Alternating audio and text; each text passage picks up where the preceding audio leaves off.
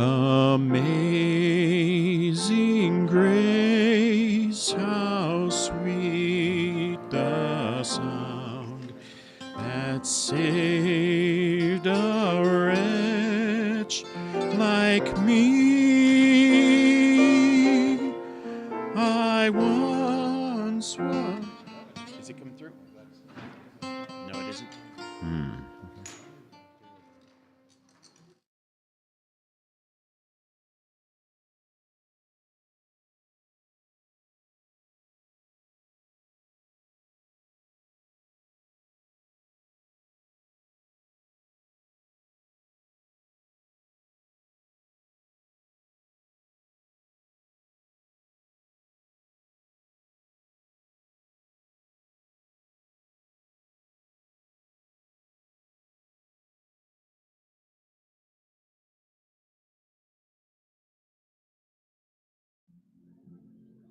Oh, it's on, mister. Amazing grace.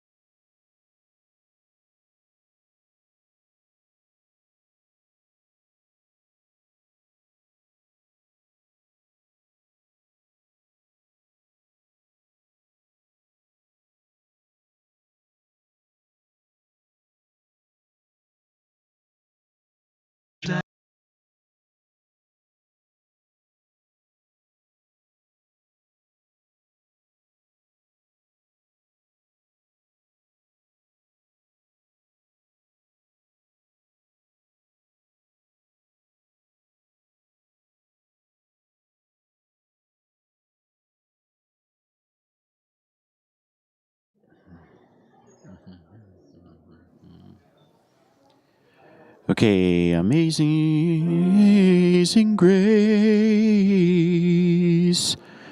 amazing grace, how sweet the sound. Is it coming through? Nope. It's not coming through.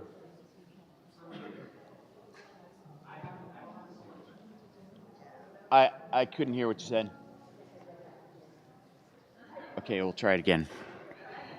Okay, amazing grace.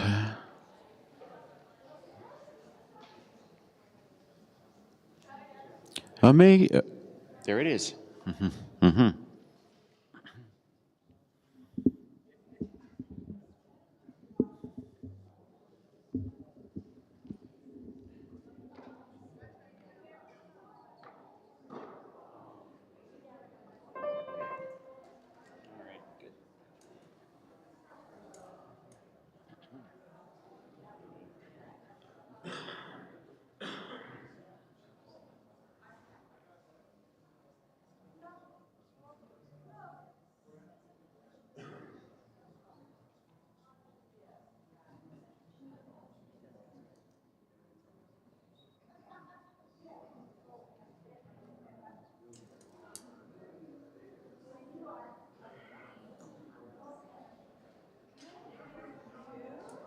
How does this sound? How does this sound? How does this sound?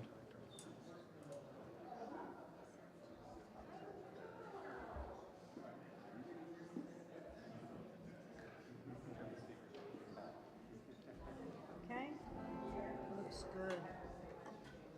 Okay.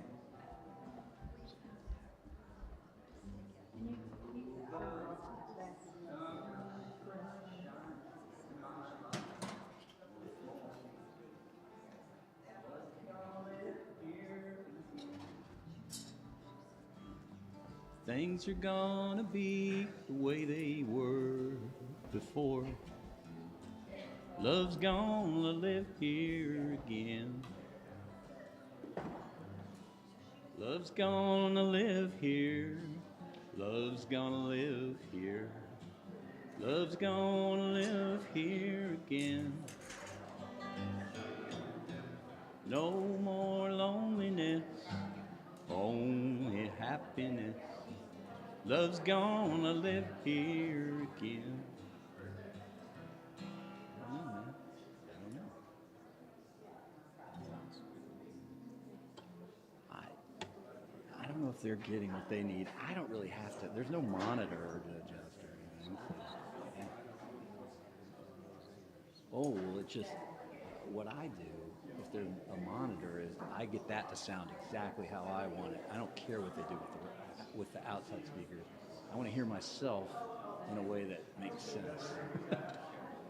But here, I'm just good. All right. Swapping mics.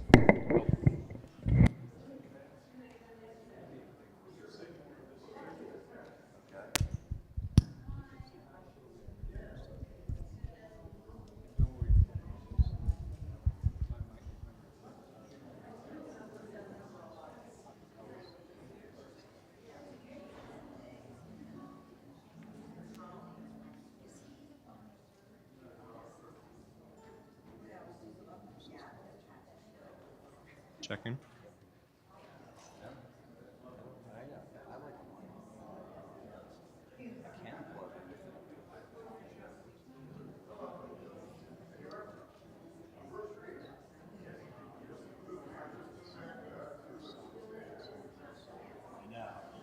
I know that's a thing about playing one song. It's like, sorry. So right when you're done, you say, oh, okay, I'm settled in.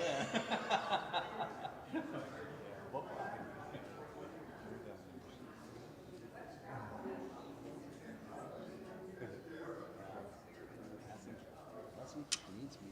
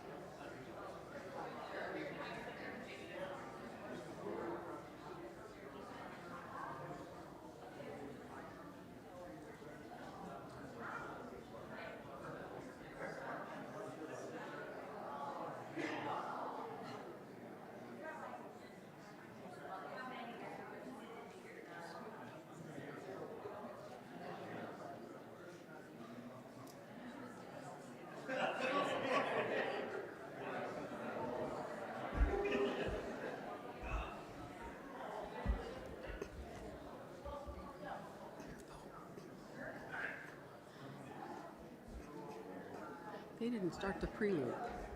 They didn't start the... No, Nate, the prelude is the slideshow.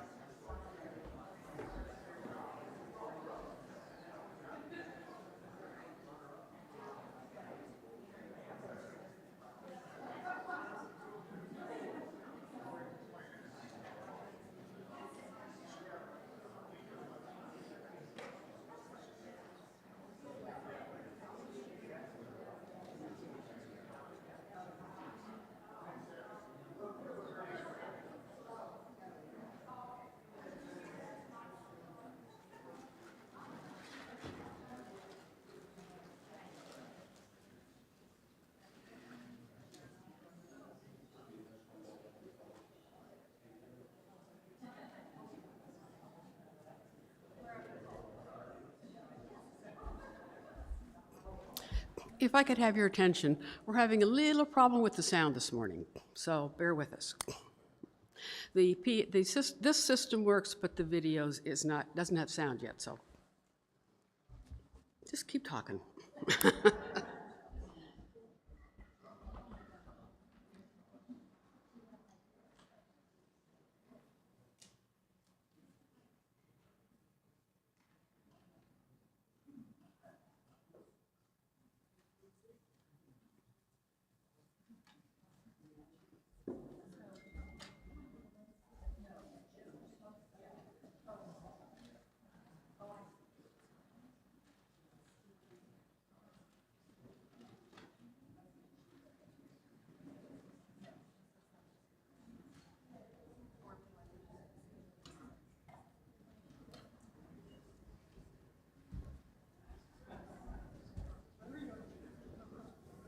Sound system.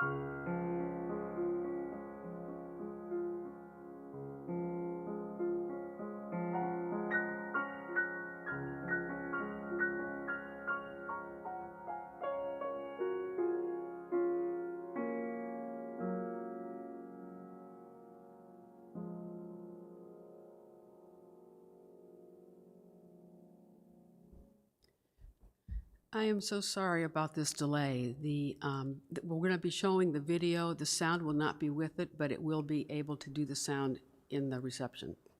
And I told him if it comes back on, we'll put it in the service. Well, we can.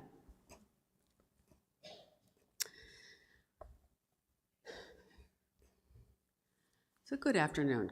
My name is Reverend Kathleen Fowler, and my pronouns are she and her. I am a retired hospital chaplain and a member of this congregation for about 39 years, and I am honored to be walking us through this tribute to Phil Meeks today, accompanied by Dick Dawson. We are gathered together on this cold, late November afternoon to celebrate the singular life of Phil Meeks and to hold his life in our enduring memories and our generous love. We are here to lift up Phil and his life so that we might acknowledge his death and acknowledge our loss, and equally as important, to celebrate the ways he touched the world and how he touched so many hearts, and all in so many different ways. Our thoughts naturally are on Phil, whom we miss so much.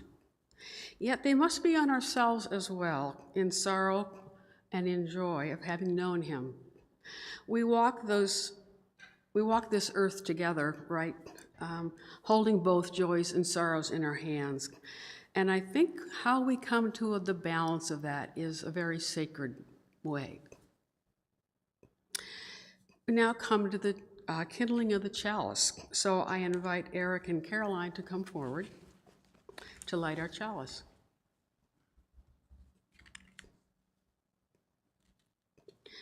Originally, the flaming chalice was a two-dimensional image stamped on documents created by the Unitarian Service Committee to help Jewish refugees escape Nazi persecution on the eve of World War II.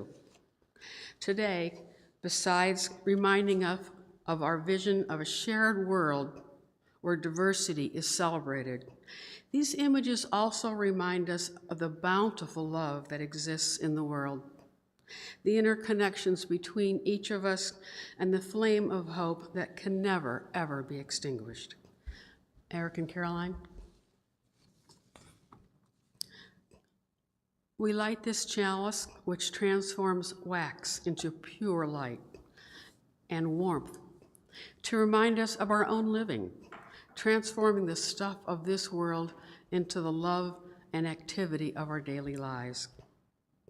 As we remember Phil, may today bring forth transformation in ourselves, from grief, healing, from memory, wholeness, and from celebration, love. Thank you, Eric and Caroline.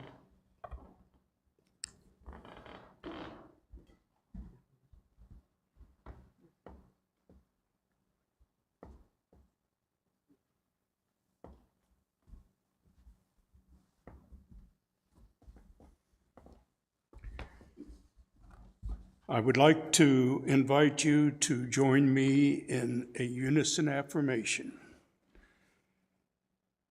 You can all speak this together. In the presence of life, we say no to death. In the presence of death, we say yes to life.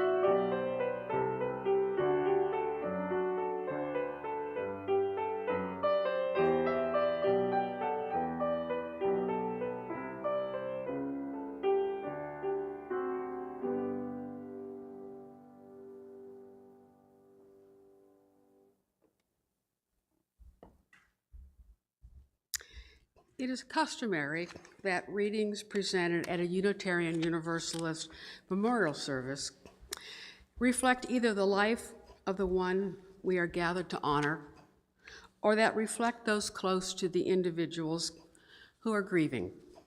What is spoken today are words that upheld Phil and those of a family member. So for the first reading, Paul Meeks will read to us words from the New Testament, the book of John, chapter 4, verses 1 to 6. This is a reading from Paul's own spiritual readings. And following this, Susie Meeks and Mary Meeks will read quotes from the works of Carl Jung, James Hollis, Nehru, and Thomas More, all individuals whose readings and lives greatly inspired Phil.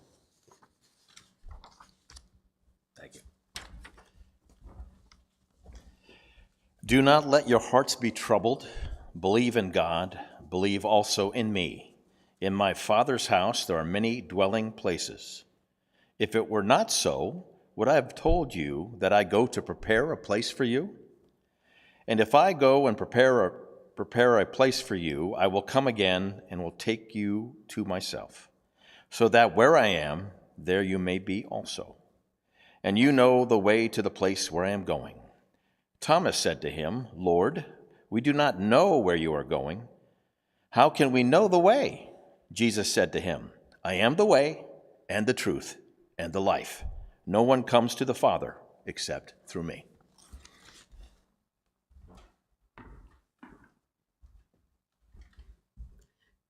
Yes, and would you please use that speaker? Thank you.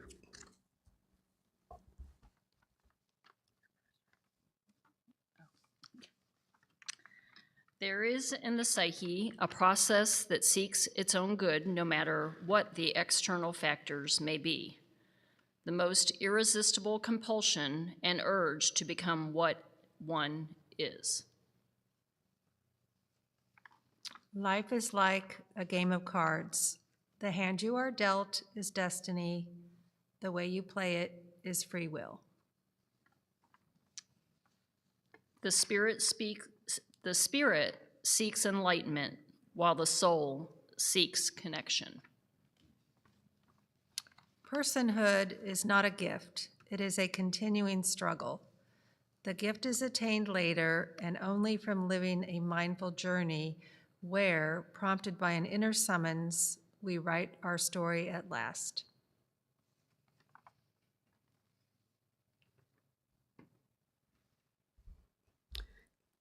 Thank you all for contributing those words of wisdom. In a moment, I will invite you into a time of silence, recognizing that we come bringing different theologies, different ways of attempting to answer the deeper questions of life. We are nonetheless united by our love of Phil. Allow the sound of the bell to usher you into a place of contemplation or prayer, or simply be aware of your breath. Then allow the quietness to flow through you, turning your thoughts or prayers to the Spirit that sustains you.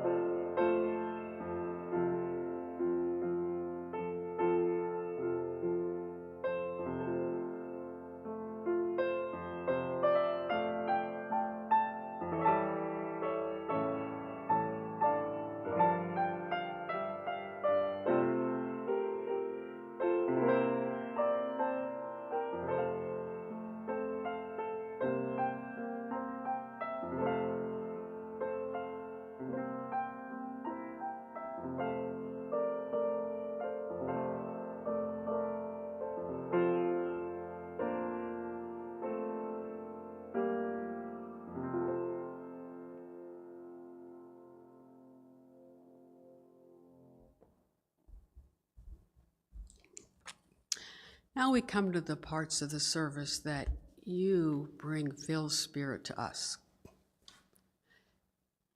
I met with members of Phil's family the other day and heard many, many stories of how kind and supportive Phil was and how his attention was always directed with love to the one in front of him.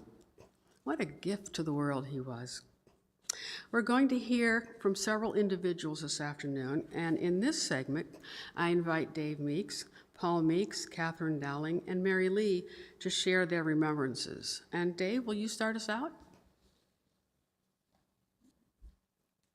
I'm going to have you, oh. Dave, I'm going to have you come, oh. Oh.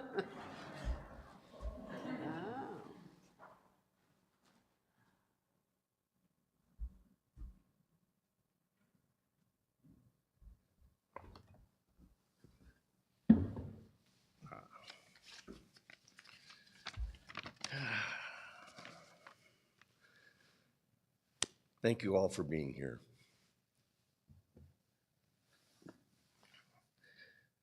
My dad has been painting candle pictures since the 1990s. Paul, you're right here. Mary, here. Kathy, you're here. Okay? Lauren, Eric, Caroline, and Drew, you're here. Okay? All of Pam, Aaron, Nathan, you're here. And all your spouses are with you. And all the great-grandchildren are with you too. Because this is Dad.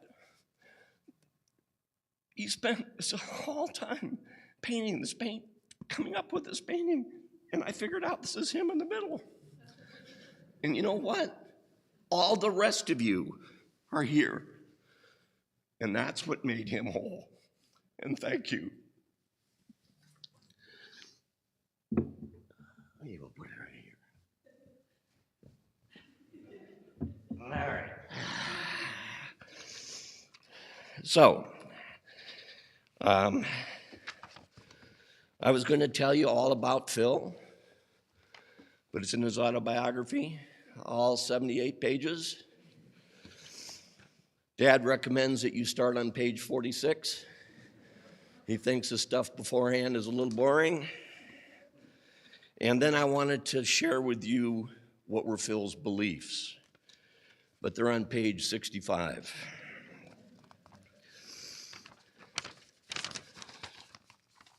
So I want to share something with you based upon Phil's actions. Nothing that he ever said to Paul and I. Nothing that he ever said to anybody. And it's not in his autobiography.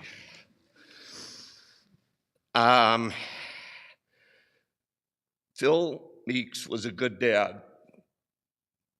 And I want all of his grandchildren to look at me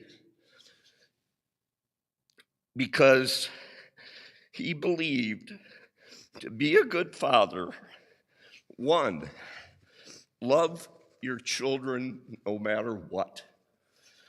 Two, and that was a problem, wasn't it, Paul, with me, right? Two, love your children equally. Love your children equally. Wow, how important is that? Three, share your passions with each other, with each child, and see if they happen to like them. Phil shared his scuba diving passion with me in Hong Kong in 1970 when I was 12. We enjoyed 300 plus scuba dives together in Singapore and the best dive locations around the world. And our last dive together was in 1991, so a few years from 1970. If you look at the program, the picture that's on the back of the program was taken 50 years ago in 1974 in Singapore. I also shared Phil's passion for 8mm and Super 8 film editing. I started splicing all of our family vacation movies that Phil filmed. There's a picture of him with his Super 8 movie camera in front of the tie, or the Cambodian temple. And underwater video is still my passion today. Phil shared his passion for snow skiing, and he joined me on HP and cousin Ray Meeks' ski vacations all over Colorado. And later, he truly enjoyed skiing with Susie in Colorado. 4, if your child does not share your passions, then adopt their passions and support them 100%, even if it's lacrosse. For 4 prep school years and 4 college years, my dad drove almost 3 hours, 159 miles, from New Jersey to attend most of my brother's lacrosse and football games at William College, most of the home games. Dad was a regular with Paul and later on with Mary at the Williams College pub with his friends celebrating after the game. Number 5, love Nancy's children equally, because Nancy's children were Phil's children too. Number 6, listen and truly understand your children, grandchildren, family, and friends, and help them help themselves. That's what he did. He helped people help themselves. We never knew it at the time, but all the conversations that we've had over all these years were really one-on-one therapy with Phil. Number 7, never stop learning. To 95, he was still learning. Explore the world. Study dreams. Carl Jung, David Hawkins. Number 8, capture your life lessons and share them with others. They're all right here. Number 9, Dad told me the day I retired, Dave, you've had a wonderful life. What are you going to do to give back? The day I retired, after 40 years, that's the first thing he said to me. Dad, I'm installing fire alarms at the American Red Cross in a poor neighborhood in Detroit on December 11th again. It's important to give back.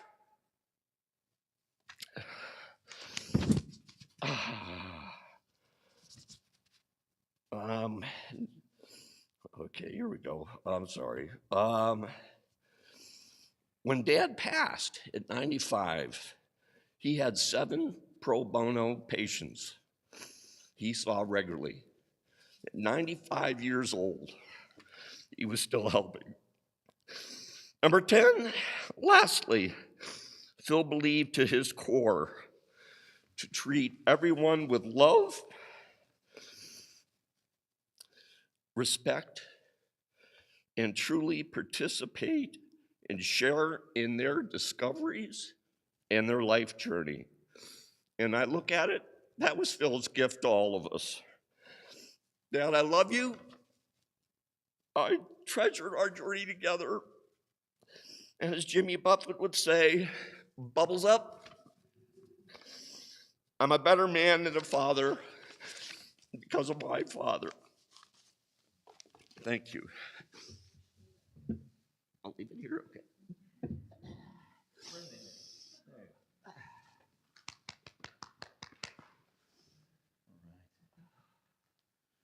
Reverend Fowler, you sure you don't want me up there on the marquee? That's good. Okay, you're missing out. I'd like to reiterate some of the things my brother said, but I'm going to start with a couple of ideas, a couple of quotes, and if you don't get the theme, there's something wrong with you.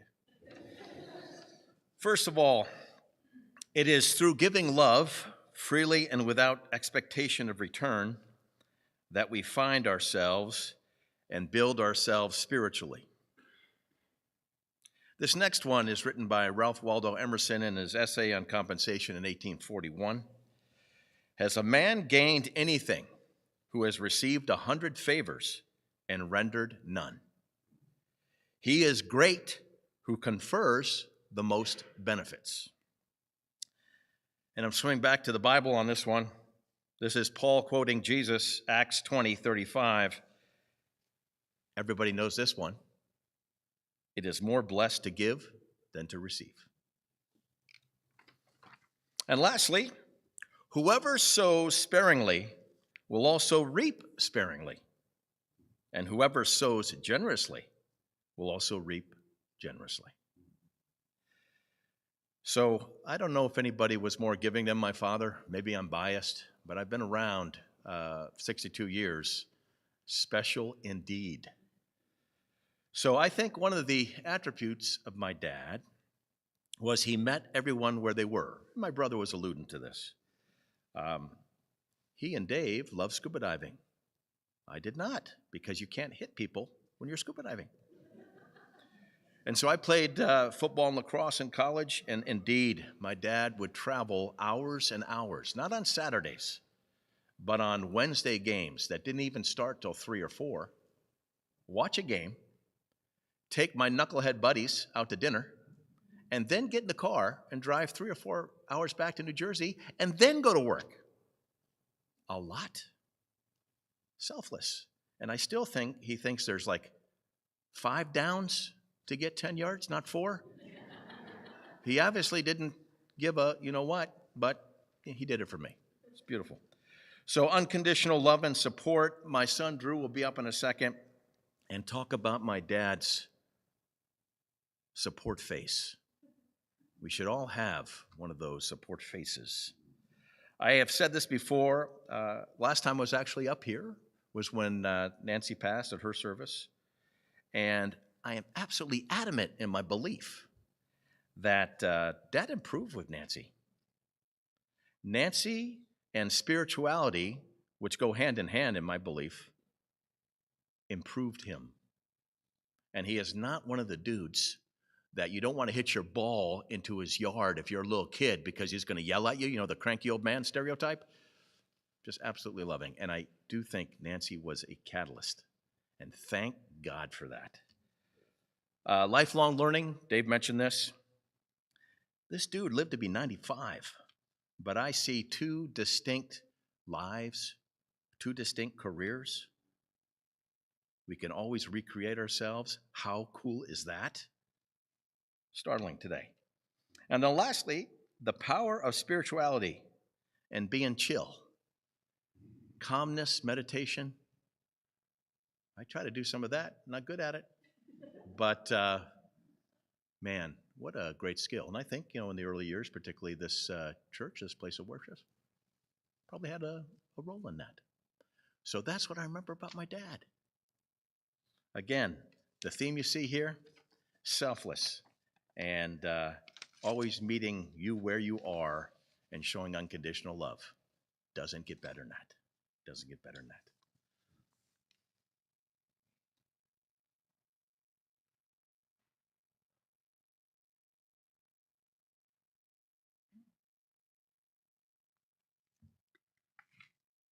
I've known Phil my entire life, but actually he's known me longer than I even remember. He recently shared with me that he visited me in the hospital nursery when I was 1 day old. Because his family, Dave's family, and Paul's family, and my family, we were all families together. We shared, we did vacations together, we spent a lot of time together. And for some reason, that really struck me to think that this was someone who had known me since I was 1 day old. As a child, our family spent a lot of time with Dave and Paul's family. We even took a number of vacations together, very fond memories. Of course, I was more interested in my friendship with Dave than I was with this dad.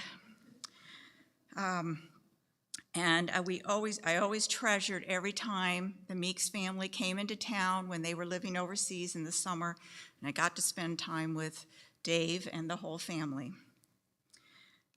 Many years later, my dad passed away, and Mom was in Columbus, Ohio, and Phil started dating Mom, and it was a good match. At the time, or later on, Mom was in a memoir group. There might be some people here who are aware of that. She met with a group of about 8 or 9 ladies, and they wrote memoirs. They had little writing assignments. One of them was writing 3-word sentences over a period of time. And my mom wrote about a 10-year period in her life.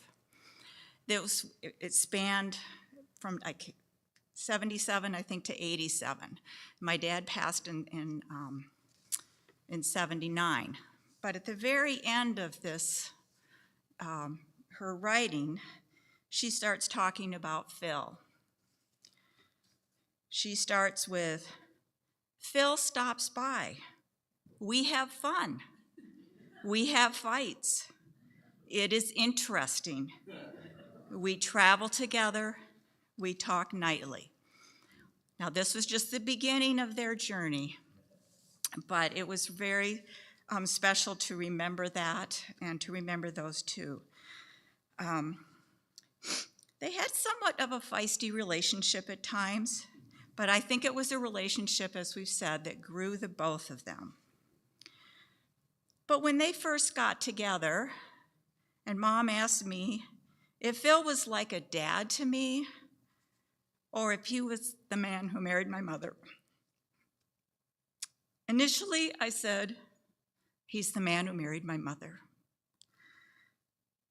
But that has changed over the years as we've gotten to spend time with Phil and the family, and I truly learned to love him like he was my dad.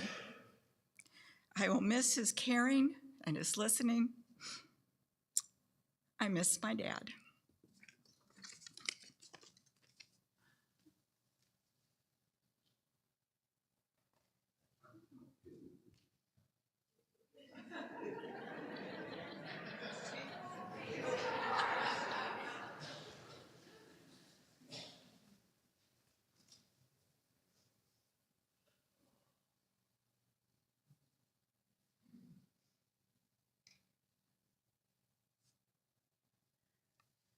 Hi, I'm Mary Lee, and I'm Kathy, who just spoke, sister, and Phil Meeks' stepdaughter.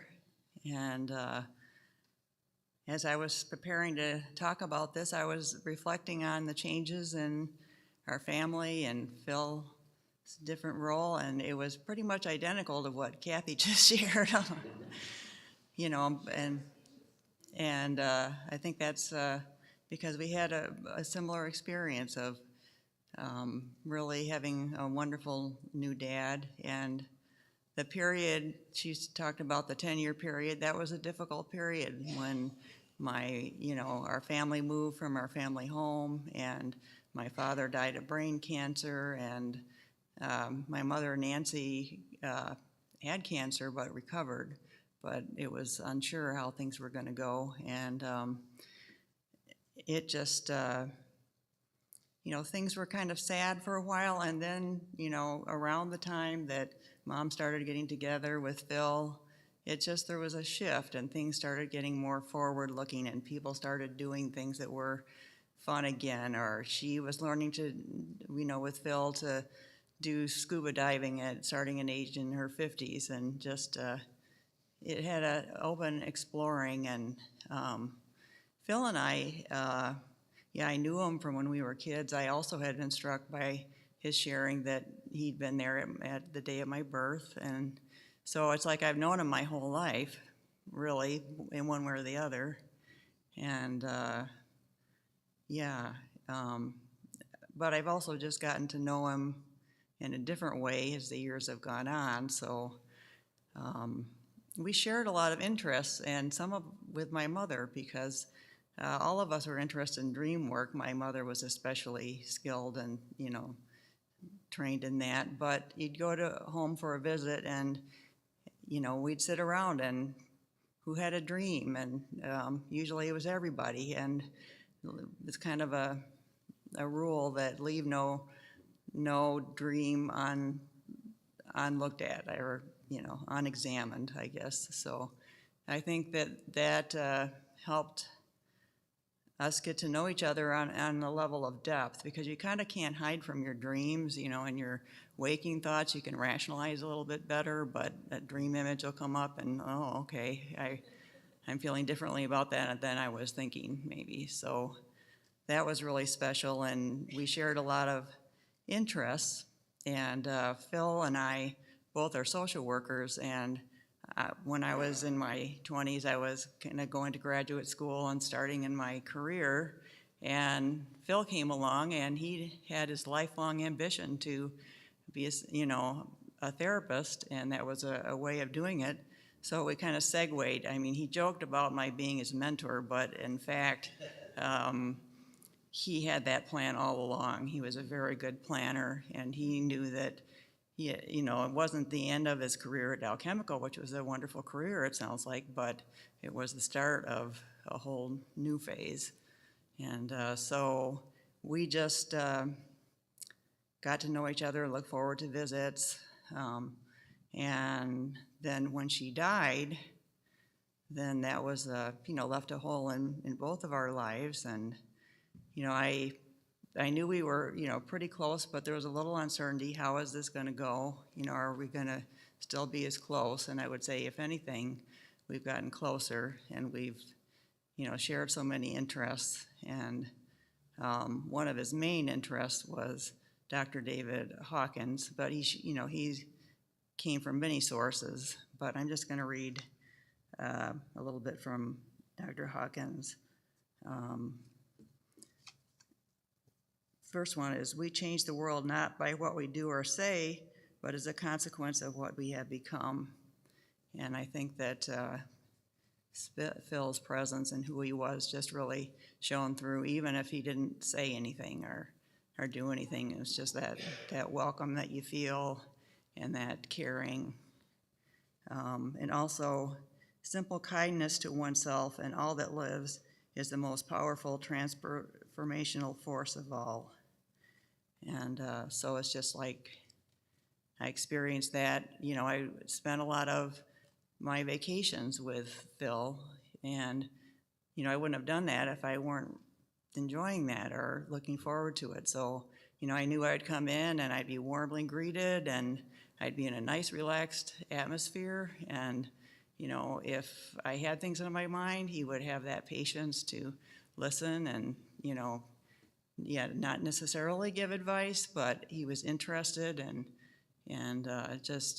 if you felt like going to take a nap, that's great. And it was very, we just kind of go with the flow. And so it's been great getting to know Phil, and I'll miss him, but I appreciate and thankful that I have had him in my life.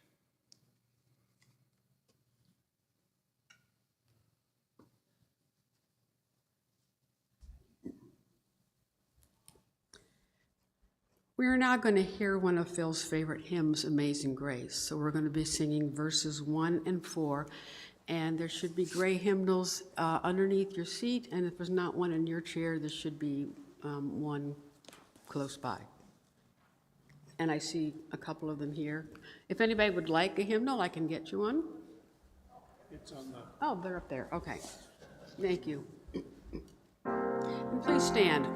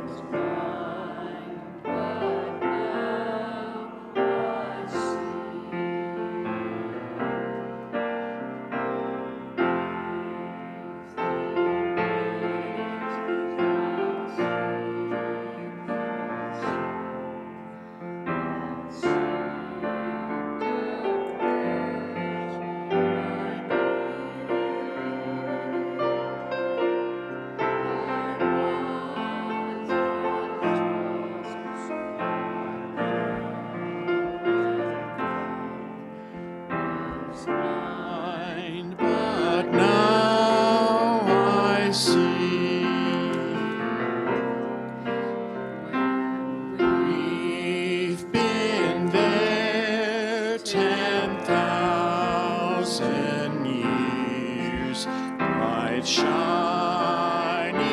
as the sun. We've no less days to sing God's praise than when we first begun.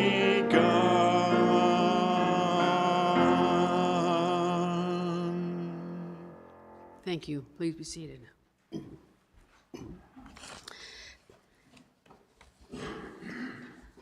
We continue to be gifted with more remembrances of Phil. I welcome Lauren Meeks to start us out, followed by Drew Meeks. And if we have the recording by Reverend Eric Meter, we'll be showing that. I'm not sure if we have that. And then myself. Hi, everybody. I am Dave Meeks' daughter, which you will tell by me not being able to keep my emotions in. I wanted to just talk about a few themes from Grandpa.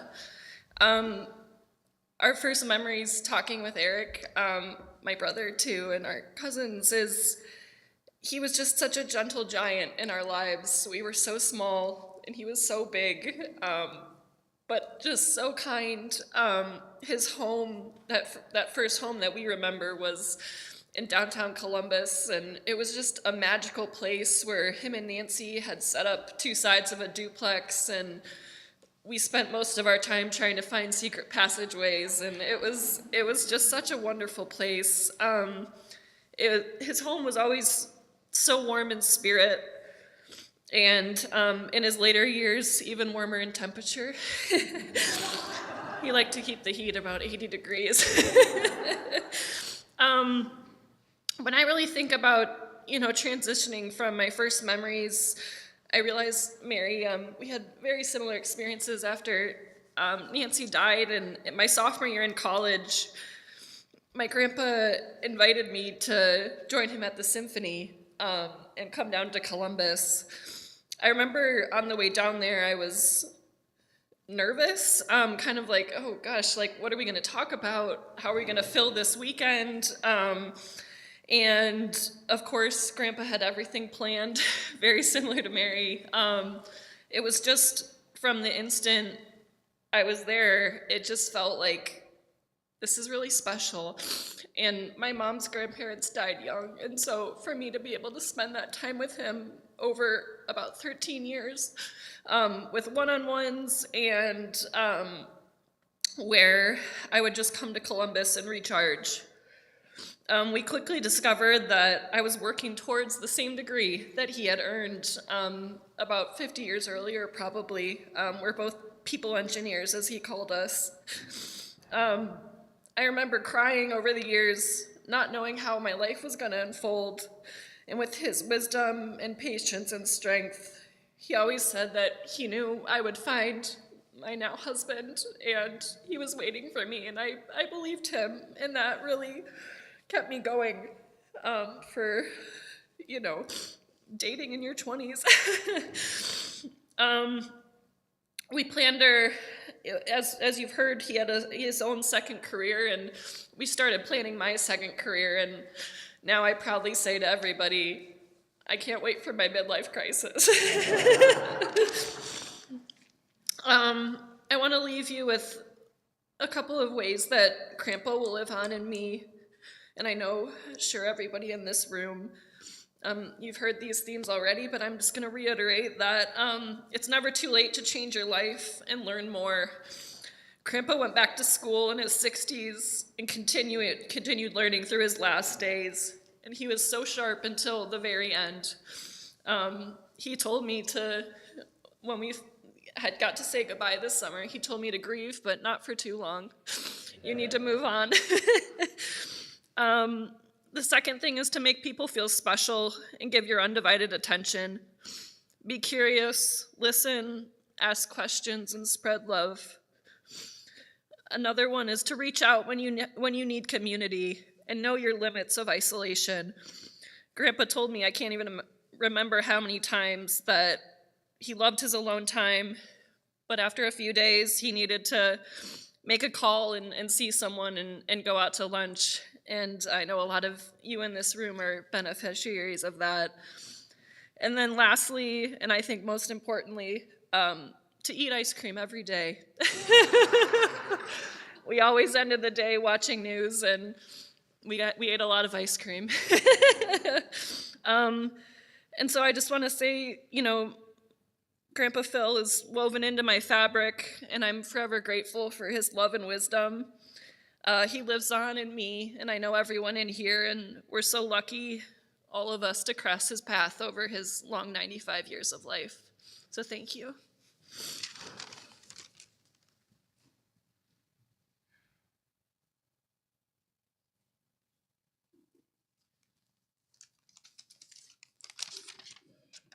Hello, everyone. My name's Drew Meeks. I'm from the other side. Hopefully I'll, keep it together as well. No guarantees. No matter who my dad is, my granddad meant just an unsurmountable amount to me. And my dad so eloquently set me up to talk about his support face. I like to think of my grandfather as two-faced, but in a good way. Yeah, for as long as I can remember. And of course, I came into Grandpa Phil's life after the switch from, my grandma Marlene to my grandma Nancy, and so grateful for that. Nancy was such a calming and peaceful and kind force in my life and the lives of my cousins, so we're eternally grateful. But yeah, in the 30 years that I knew my grandfather, conscious for 27 of them, but we'll just chuck the other 3 in there for fun. I saw 2 facial expressions of him. One that was up earlier, that was one of abject joy to see you. Like, I'm so happy you're here. Thank you for being around me. I'm looking forward to hearing from you. And one of abject curiosity, that kind of, tell me more about that. I want to hear everything you have to say on this. Let me learn from you. And that was it. There's a much bigger range of human emotion outside of those 2 things, right? But he seemed to just live in that zone, at least when I was around. And I wrote some other stuff that seems pretty inconsequential now that I've listened to all of you share your experience with Grandpa Phil. And I think the 2 big themes that everyone else is touching on is just happiness and, of course, change. There isn't one of us in this room that has to change. We're allowed to experience our lives however we see fit, or just whatever bumps in the road show up, we take them however we want. Phil was such a massive example for what change can do for someone in their lives. And he never made it look hard, right? Must have been insurmountable at times, must have been and felt down in his bones impossible to change the way he did. Go from one place to another, one career to another, one partner to another, one just approach to life to another. But he did it. So much so that, especially towards the end of his life, making it to your 90s is spectacular, but to make it to your 90s and to see a completion to that change. And it's not like his journey was over, but he reached the destination. And that last few years were his opportunity to share that destination, the completion, the fulfillment with every one of us. And that came in the form of those hour-plus long therapy sessions. And another thing I loved about that picture up there was the hands like this. That was where his hands were, where he found peace and rest and was able to fully listen to us share. And I feel like I'm harping so much on the change, but I was put in a position in my life where it was harped so much to me, not by him, mind you, but since August 10th of 2021, I've been sober from drugs and alcohol. It took a long time to get there. But man, if he didn't want to hear every story and every struggle I had, and he just wanted to know everything that I've learned, everything that I've seen in that experience. And service is a massive part of why I'm here. Like why I can even, be at a funeral for my grandfather, because, he gave me a second chance. Not a lot of people have afforded me that, and I certainly didn't feel at most times like I deserved one, because I burned every bridge. Let me be clear about that. Because it was just easier for me to be uncomfortable in my own skin away from everybody else. And yeah, towards the end for Phil, it was uncomfortable too, Talked about, I think Dick, you mentioned, how, towards the end, it became impossible for him to do the basics, like tying his own shoes, getting up in and out of a chair. But he also prioritized, he mentioned that he didn't feel like he could help anyone anymore. And that's when he decided it was time. But I think just through a little transitive math there, we could summarize that the point of him living his life was to help others. And in Alcoholics Anonymous, they tell me that's how I find change in my life, by putting others first. And also by putting a spiritual entity first. But, that took some time for me to arrive at as well. And because of the change that he experienced in his life, I think he wanted that for all of us, but he didn't expect it. Like Kathleen mentioned the other night, he set a standard for all of us, and it wasn't an expectation. I think a standard is, here's my example. Do with it what you will, but he made that standard so attractive. He made it seem perfect. Like this is where the answers are. But hey, you don't got to do it if you don't want to, right? But why wouldn't we want to? And he, through the good times and the bad, just that change and that happiness and those two facial expressions.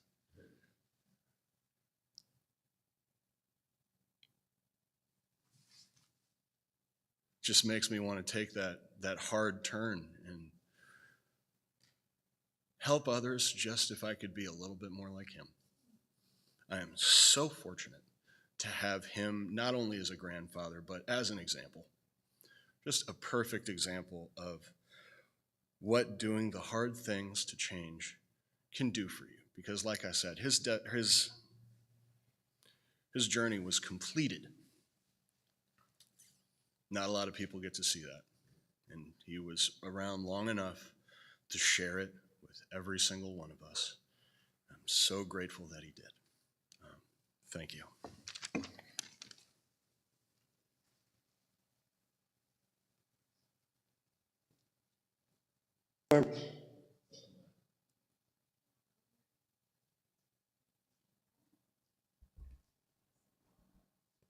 Do we have Eric's video?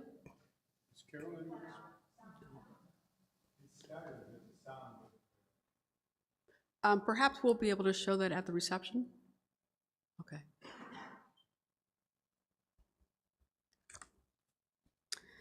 Although I did not know Phil to the extent that many of you did, perhaps all of you did, I certainly valued my time with him. I knew him through the Central Ohio Young Association initially, and more closely through our participation in the Aging with Intention group, which he spearheaded. He was a deeply spiritual man, if you've heard, a holy man, I would say, and a seeker. His willingness to share his wisdom that he worked so hard to enhance his life with was so appreciated by everyone who knew him. One teaching that I especially appreciated of him sharing was an exercise that he called disidentification exercise. And I would like to share a part of that. After encouragement to put oneself in a relaxed state, Phil's words begin. I have a body, but I am not my body. My body may find itself in different conditions of health and sickness. It may be rested or tired, but that has nothing to do with myself, the real I. I value my body as a precious instrument of expression and action in the world. But it is only an instrument. I treat it well. I seek to keep it in good health, but it is not myself. I have a body, but I am not my body. Now, this exercise continues, focusing on one's emotions, one's mind, and one's ego. I love this exercise as it helps me to leave behind the culturally inherited negative images of myself while striving to get in touch with my authentic self. I think Phil spent a lot of time doing that. My deep, deep, deep gratitude to you, Phil.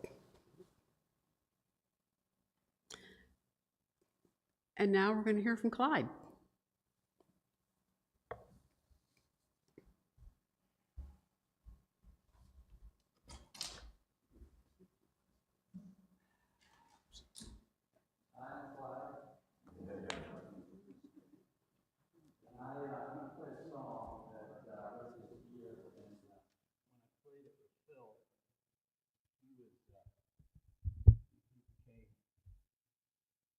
A little emotional, I guess. He seemed like he was happy, appreciative, but also moved in some way. And I was commenting on that, like, hey, what gives?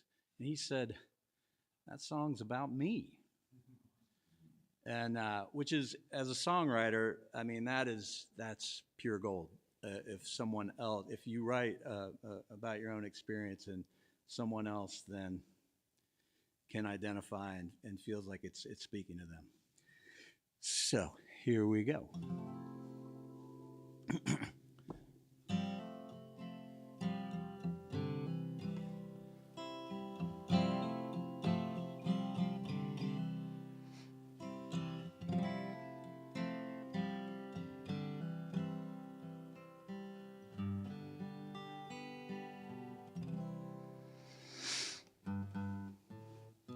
Tiny little dancer in your fancy frills, spinning in a circle in the rocks and rills of the river on a lovely day. Only I can see you, I'm amazed to say. You sparkle and you shimmer in the sunlight. Do you ever feel afraid when it's dark at night? As the river holds you in its swirling hands, can't even remember how it all began. What do you want to do? You never think about yourself or the future. You're giving it away to someone else. Never worried about what lies around that bend. Too busy beginning to ever see the end.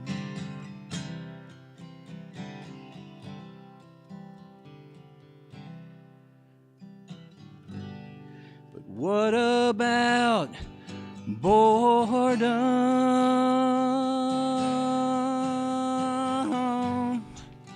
Do you question the point?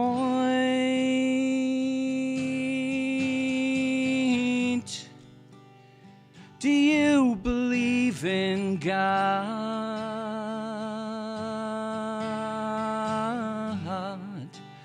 Do you ever want to make it stop?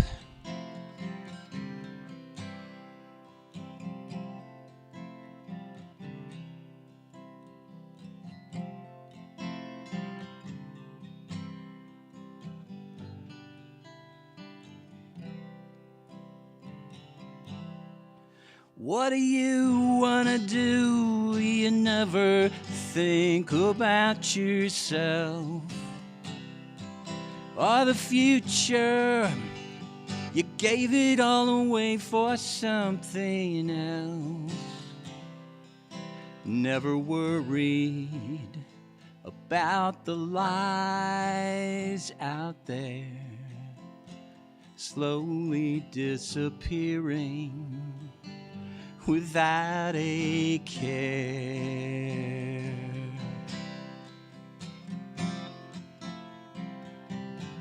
Without a care.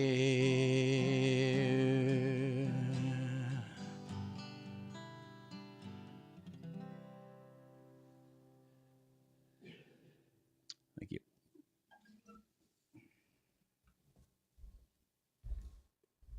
Thank you, Clyde. Our last two remembrances will be from Linda Meadows, and she's going to be reading us the words of Don Hume, who unfortunately could not be here today. And then Dick Dawson will conclude this portion of the service. So Linda.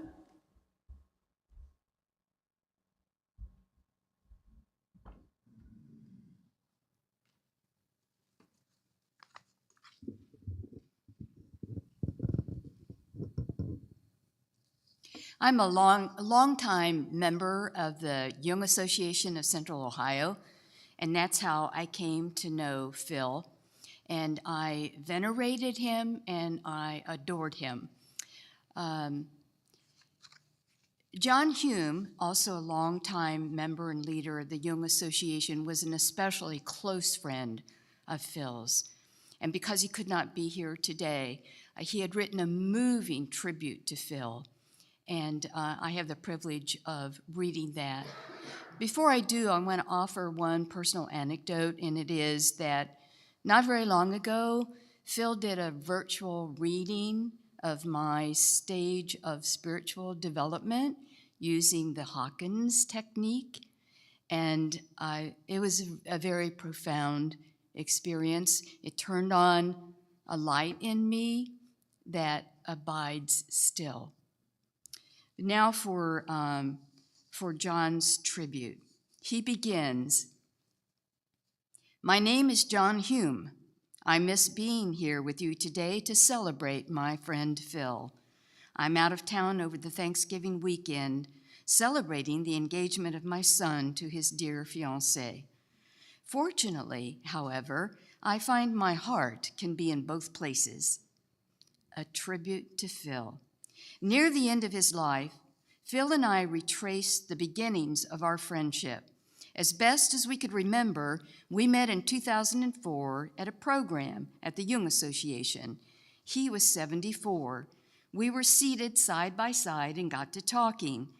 He had been an engineer too, though retired and now a therapist, and it turns out one of the founding members of the Young Association. Young Association is celebrating its 35th anniversary this year. So John says, I was 57 and at the creaky start of exploring the second half of my life. Marvelous, he probably said. We connected. At subsequent programs, we often sat near each other to share our thoughts. And over those 20 years, over numerous conversations at programs, second Saturdays, get-togethers, at lunches and dinners, book clubs, and finally, at COVID-constrained weekly coffees in his home, we became fast friends. I share this quite amazedly because we somehow stumbled into what we both later acknowledged was a strong, important, and meaningful friendship. We had a sharing, caring, supporting energy for each other's well-being in our everyday journeys.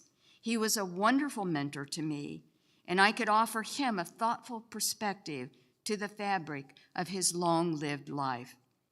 Importantly, we shared the point of view offered by Carl Jung that an awakening consciousness of one's unfolding personal psychology was at its root a deepening spiritual journey.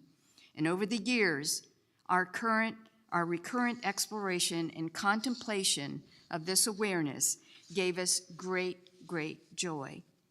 It bestowed a new, spacious, and deepening sense of the ineffable spiritual realm. This coming into knowledge in me was his wonderful, lasting gift. So perhaps now you understand. I celebrate Phil. He was a wonderfully accessible spiritual man. He believed in the internal, partner soul we carry in life, in the continuity of our essence, and in the do-over of reincarnating. Not believed, he'd say, knew. We had the good fortune of saying our goodbyes a couple of times during the last week of his life. He said he knew we were very good friends in many previous lives. Just next time, he suggested, don't make me wait so long. May these thoughts, feelings, and words be a love song to my dear friend. From John Hume.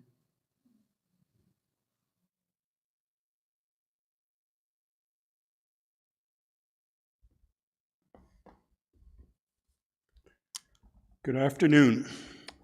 My name is Dick Dawson, and I had the honor of being a friend of Phil's, and I think I can say a very close friend. And listening to what so many of you are saying about him only underscores what a privilege that was to be his friend. Phil, as so many of you pointed out, was an extraordinary human being. And I like what Kathleen said, he was a holy man in so many ways. I don't remember just when Phil and I started getting together or why we connected. It had to be about 25 years, though, when Phil moved to Columbus, and he was, at that point, working on becoming a therapist. And I was considering whether I wanted to move toward doing pastoral work in this congregation. And he was one of the people who encouraged me to do that and was a helpful mentor and companion in talking about that work, which became so important to my life. By the time I had colon surgery back in 2011, Phil and I were meeting regularly. Now, regularly is an important term, if you know Phil.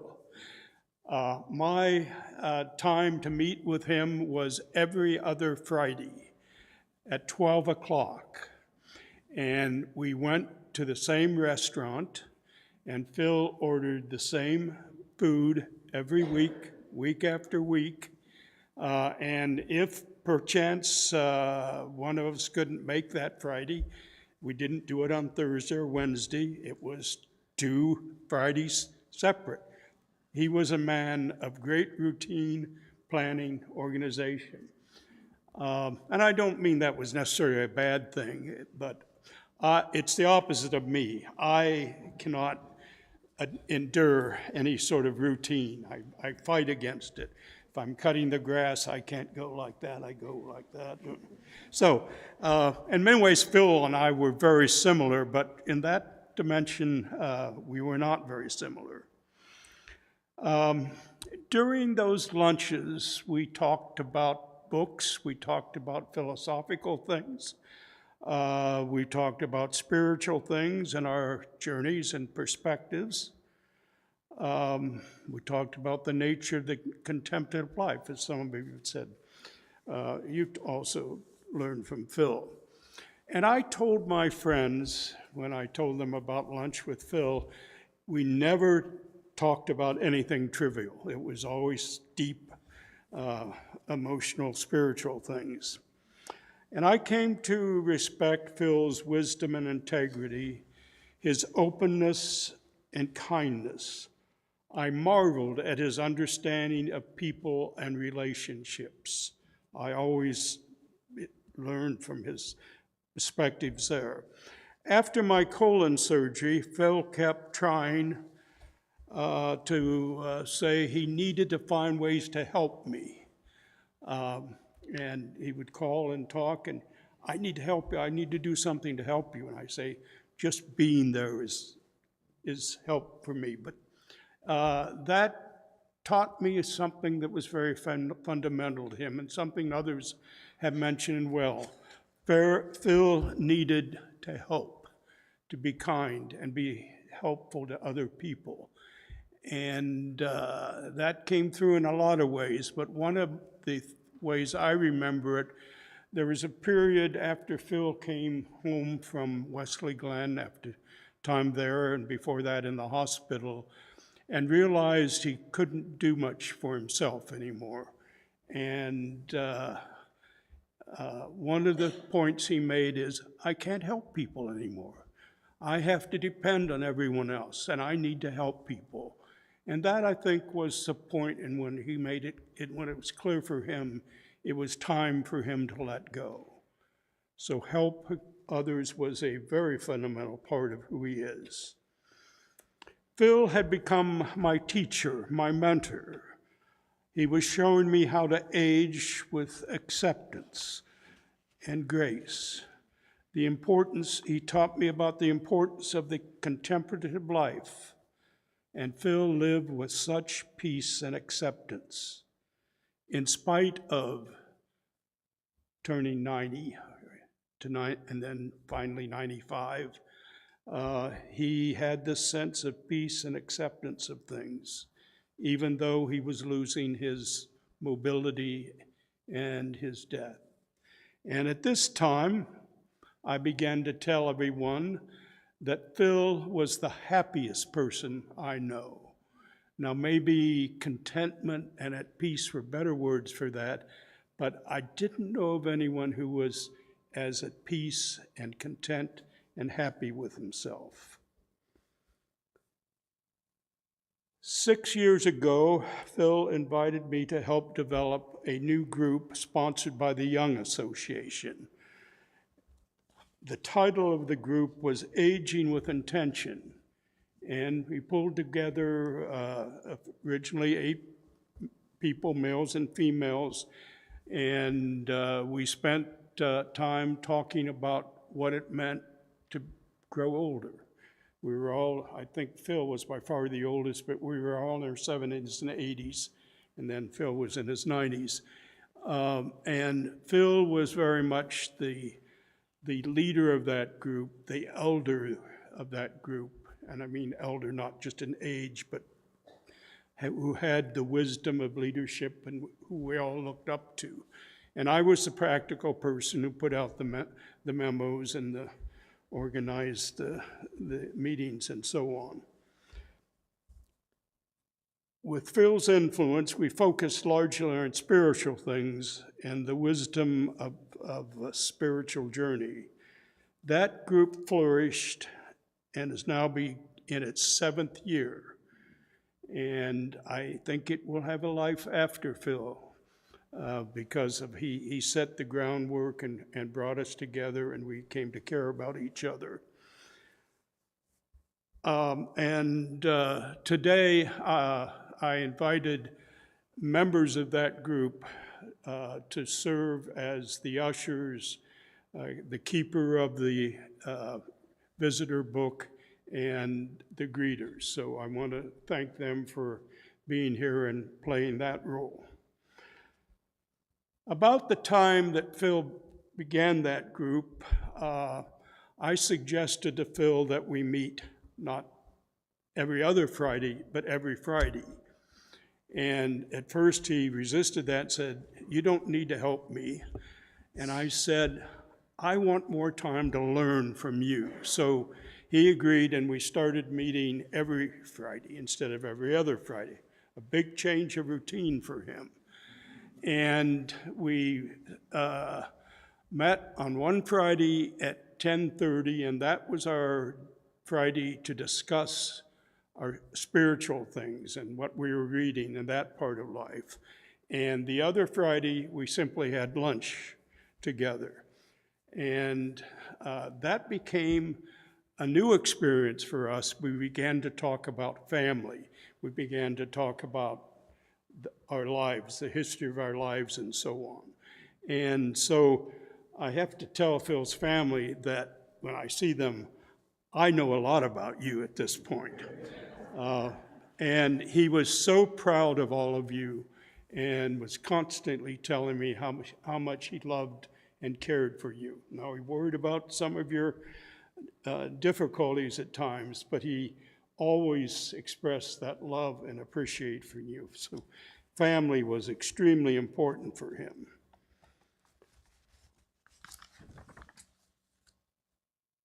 And during the final days, I had the privilege of visiting Phil daily. During the last 10 days when he was under hospice care, I think I was there every day, and I thank the family for allowing me to do that. And that was one of the most significant, meaningful things I've ever done in my life.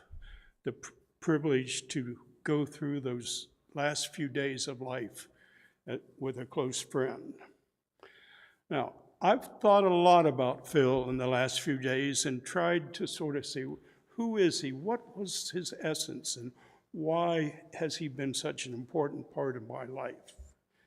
And I think the most important gift he gave me and his family and many others was simply his ability to be present, especially in one-on-one situations. And I think the family members have all talked about that.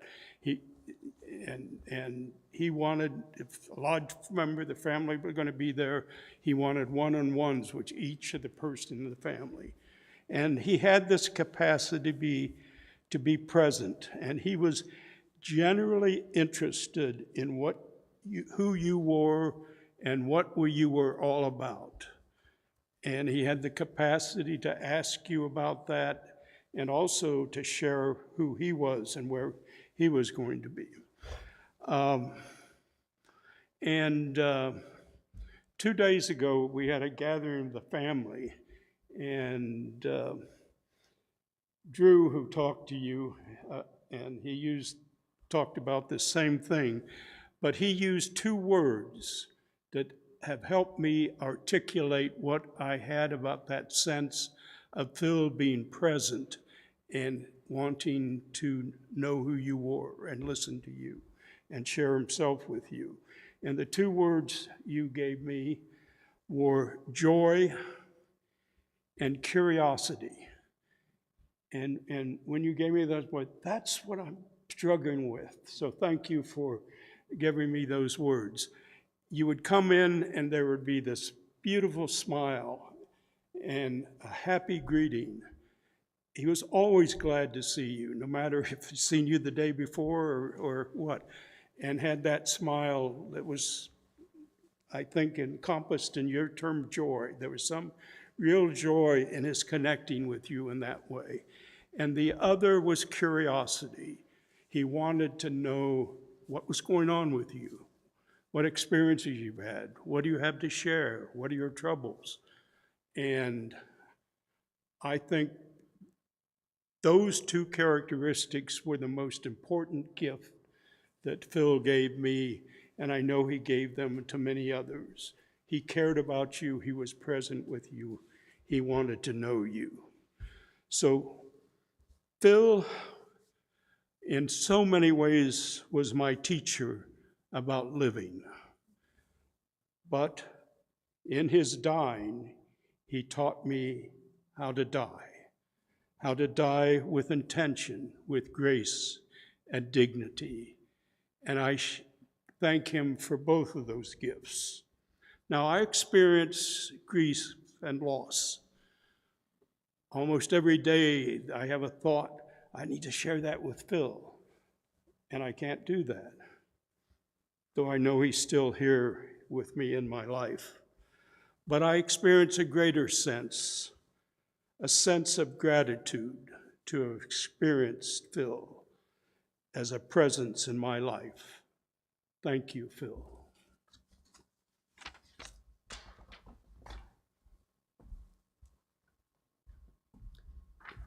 And now we have John.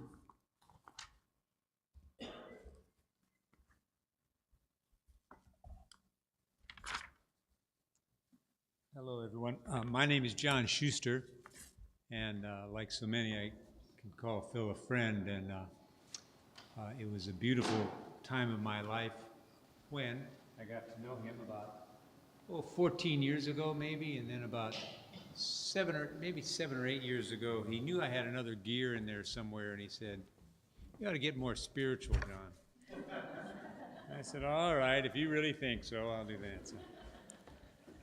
So anyway, that was a big turning point. I say that lightly, but I took him real seriously. And so this is kind of a prop for me almost right now. I'm not sure I'll be able to, my fingers are a little cold, but the song I used to sing, so I take my guitar over like Clyde and sing him songs once in a while. He loved this one a lot, and it was by Enya. It's called Pilgrim, and it so fits him because he was definitely a pilgrim in his life, which is a journey, but it's a sacred journey. And he made his journey a sacred model for all of us. So I'll just sing it. Pilgrim, how you journey on the road you chose, to find out why the winds die and where the stories go. All days come from one day, that much you must know. You cannot change what's over, but only where you go. One way leads to diamonds, one way leads to gold. Another leads you only to everything you're told. In your heart you wonder, which of these is true? The one that leads to nowhere, the one that leads to you. Will you find an answer in all you say and do? Will you find an answer in you? Each heart is a pilgrim, each one wants to know the reasons why the winds die and where the stories go. Pilgrim, on your journey you will travel far. Pilgrim, it's a long way to find out who you are. Pilgrim, it's a long way to find out who you are.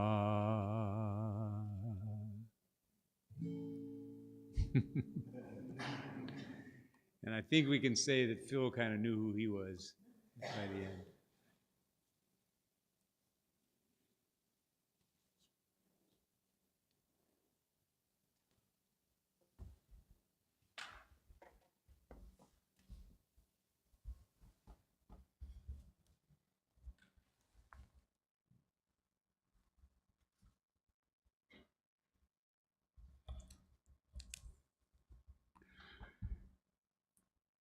Thank all of you for sharing your stories, your memories. All of them together help us really understand what a great person Phil was and how important he was in all of our lives.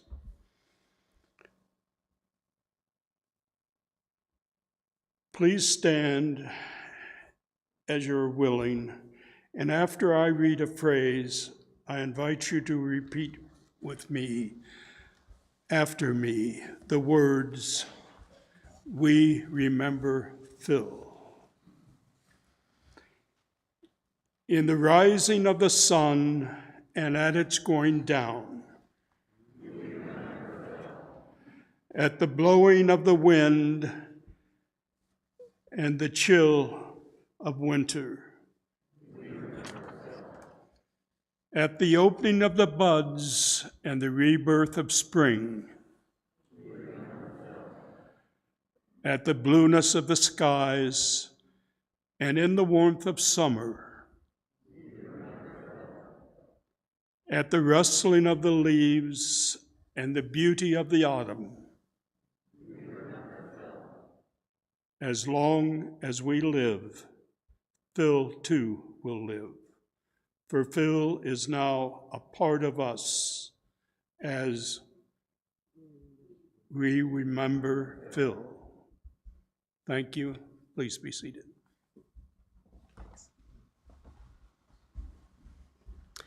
So I close with these words of Claire Harner. Do not stand at my grave and weep. I am not there. I do not sleep. I am 1,000 winds that blow. I am the diamond glints on snow. I am the sunlight on ripened grain. I am the gentle autumn rain. When you awaken in the morning's hush, I am the swift, uplifting rush of quiet birds in circled flight. I am the soft stars that shine at night. Do not stand at my grave and cry. I am not there. I did not die. For those who came before us, we offer gratitude and thanks. May Phil's memories be a blessing to each of us. May we feel surrounded by his love every moment. As we go forth from this place and time, let us be inspired by his courage, his wisdom, and his dreams. Let us honor him by doing the work of living boldly, loving mightily, and creating heaven on earth. Amen and blessed be. I'm going to invite Dave and Paul to come forward to extinguish our chalice.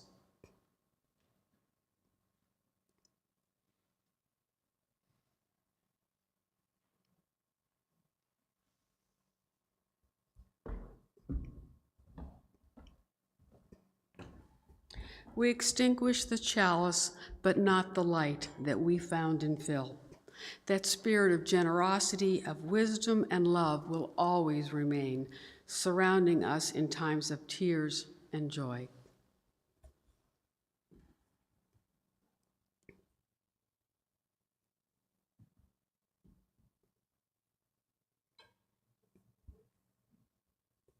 Thank you.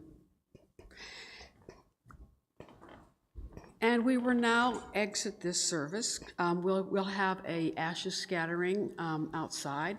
We're going through these doors. The family has invited anyone who wants to attend that small service to please come out with us. I would like to have the family come first. And it's a tad chilly out there, so if you want to go get your coats, I would recommend that. And we'll meet you right up here. So maybe the family could come up. Also, there will be a reception with refreshments in Fellowship Hall. So, Phil's family has brought ice cream and carrot cakes.